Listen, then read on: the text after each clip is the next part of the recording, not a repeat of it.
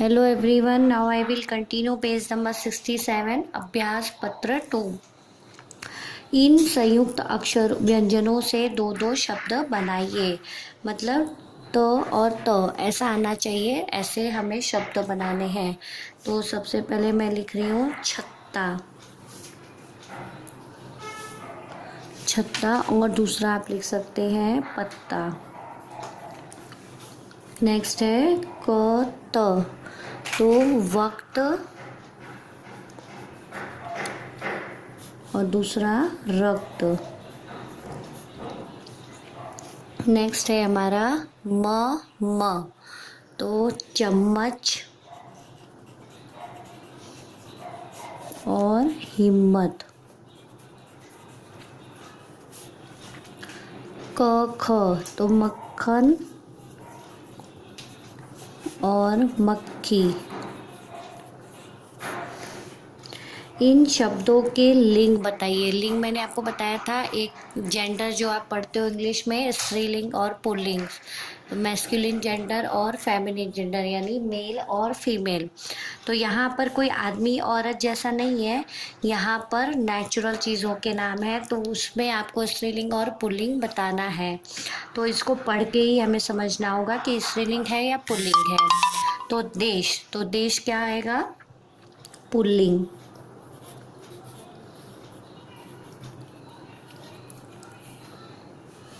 Pulling. त्वचा स्त्रीलिंग।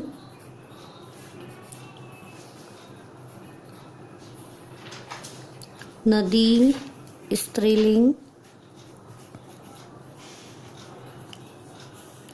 और फूल पुल्लिंग।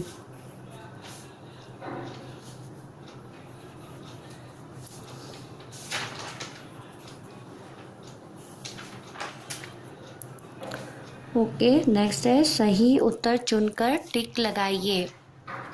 शहद के लिए सही विशेषण क्या है? स्वादिष्ट, खट्टा, सुंदर। तो शहद कैसा होता है? स्वादिष्ट। शुद्ध शब्द कौन सा है? बहुमूल्य, बहुमूल्य की बहुमूल्य, तो बहुमूल्य। इनमें से भाववाचक संज्ञा कौन सा है? भाववाचक संज्ञा यानी जिसमें हमें भाव आते हो, इमोशंस आते हो, वो कौन सी संज्ञा है? हिमालय। देश की हरियाली, हरियाली। हरियाली हम कहीं पे भी जाते हैं, हरा भरा देखकर हमारा एकदम मन में हमें अच्छे अच्छे इमोशंस, फीलिंग्स आने लगती है, तो वो जो होते हैं भाववाचक संज्ञा है, हरियाली। विनम्रता शब्द में कौन सा प्रत्यय है? तो ता प्रत्यय है, लास्ट वाला। इन शब्दों से दो दो शब्द बनाइए। तो देश, तो देश से हम बनाएंगे विदेश। और आदेश। गुण सगुण, अवगुण। गति, गति तो गतिशील।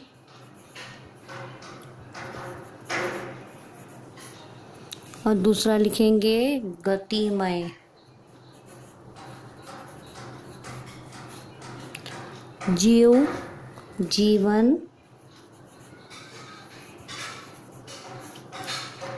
और सजीव। नीचे दिए प्रश्नों के उत्तर लिखिए। मौखिक उत्तर बताइए। मौखिक तो ये ओरल है, ये पहले भी मैं आपको लिखवा चुकी हूँ, ये सिर्फ प्रैक्टिस पेज है। तिलक ने देशवासियों को कौन सा पाठ पढ़ाया? तिलक ने देशवासियों को आज़ादी का पाठ पढ़ाया। मतलब स्वराज हमारा जन्मसिद्ध अधिकार है, मतलब हम सबको स्वतंत्र रहना चाहिए, ये देश हमारा है, इस तरह का उन्होंने आज़ादी का लोगों को पाठ पढ़ाया। डॉक्टर राजेंद्र प्रसाद भारत के कौन से राष्ट्रपति थे? डॉक्टर राजेंद्र प्रसाद भारत के प्रथम राष्ट्रपति थे। अक्षिता ने स्कूल जाने से क्यों मना कर दिया? अक्षिता ने स्कूल जाने से इसलिए मना कर दिया क्योंकि स्कूल में उसे सब फिसड्डी कहकर बुलाते थे और उसके गणित में अच्छे अंक नहीं आते थे। पुराने समय में लोग अपना बहुमूल्य सामान कहाँ छिपा कर रखते थे? पुराने समय में लोग अपना बहुमूल्य सामान मधुमक्खियों के छत्ते में छुपा कर रखते थे। हिमालय के बारे में 5 बातें कक्षा में बताइए। तो हिमालय पर्वत हमारे भारत देश का सबसे ऊंचा पर्वत है। हिमालय से कई कई नदियाँ निकलती हैं। हिमालय से जो नदियाँ निकलती हैं उन नदियों का पानी अमृत की तरह मीठा होता है। फिर हमारा हिमालय पर्वत क्या है, ऐसा इतना ऊंचा है कि जैसे लगता है कि मानो वो आकाश को छू रहा है। और हिमालय पर्वत पर सूरज और चांद सबसे पहले अपनी रोशनी बिखेरते हैं। तो इस तरह से हिमालय के बारे में आप 5 वाक्य सिर्फ मौखिक ओरल क्वेश्चन आंसर के लिए है। ठीक है। सो स्टूडेंट्स, यहाँ पे हमारा लेसन नंबर 8 और अभ्यास पत्र और उपयोगिता जो एक्स्ट्रा एक नॉलेज वाला चैप्टर था वो आपका फिनिश होता है। इसके रिलेटेड जो एक वर्कशीट है वो मैं आपको यहाँ पे एक्सप्लेन कर रही हूँ, जिसे मैं पीडीएफ फॉर्म में आपको सेंड करूँगी। मधुमक्खियों के बारे में कोई भी 4 से 5 वाक्य लिखिए। तो आप यहाँ मधुमक्खियों के बारे में कोई भी 5 वाक्य लिख सकते हैं। चैप्टर में बहुत सारे वाक्य दिए गए हैं, तो आप कोई भी 5 वाक्य कलेक्ट करके उसको आप नोटबुक में लिखेंगे। So you have to complete it in your notebook. Okay, thank you.